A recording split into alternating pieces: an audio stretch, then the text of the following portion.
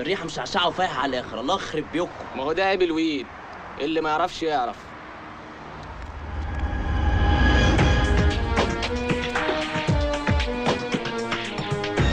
تعمل ايه ياض منك لينا اهو؟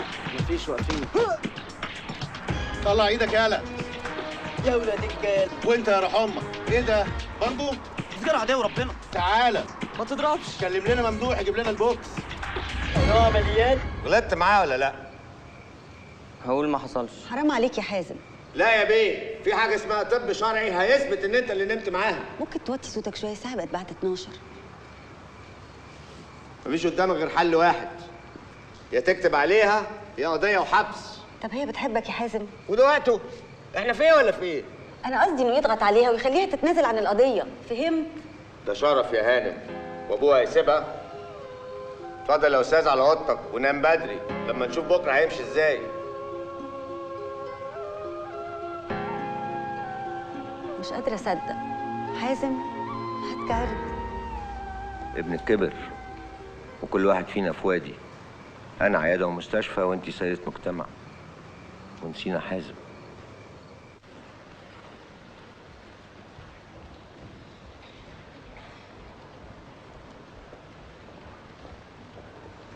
أحمد سعيد المرغني، لواء في الوزارة.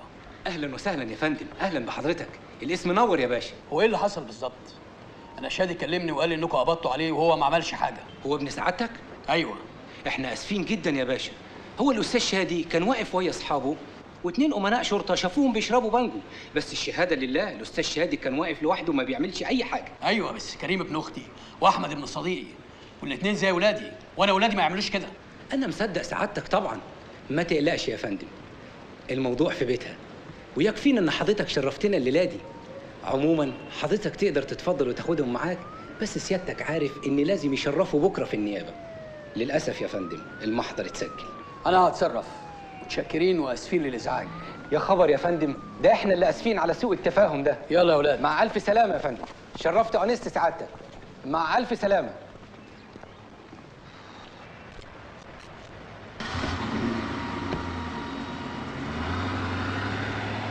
لولا ابو شادي كنا اترفعنا.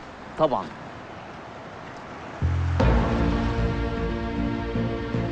اتفضل يا استاذ. ده ابوك هو اللي يرفعك.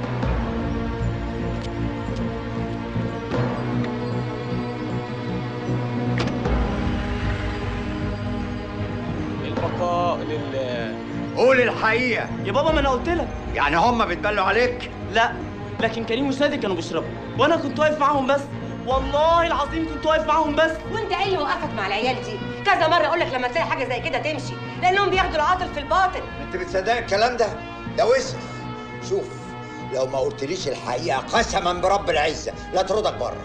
انا قلت الحقيقه، والله مش مصدقني، مش مشكلتي. اتفلق يعني. طب بره. اهدى يا حسن اهدى. بره يا استاذ. لا يا بره. حسن لا. بره يا استاذ. يا بابا. لا يا حسن لا، ده برضه احمد. خلاص انا استكفيت. خليه بقى يروح يقعد مع كلاب السكك اللي شبهه. ازاي بس يا حسن ازاي؟ قطمي. استغفر ربك من ده. خلاص. خش جوه. مش عايز ولا كلمه تاني، ولا عايز فضايح اكتر من كده. هاتكم البلد.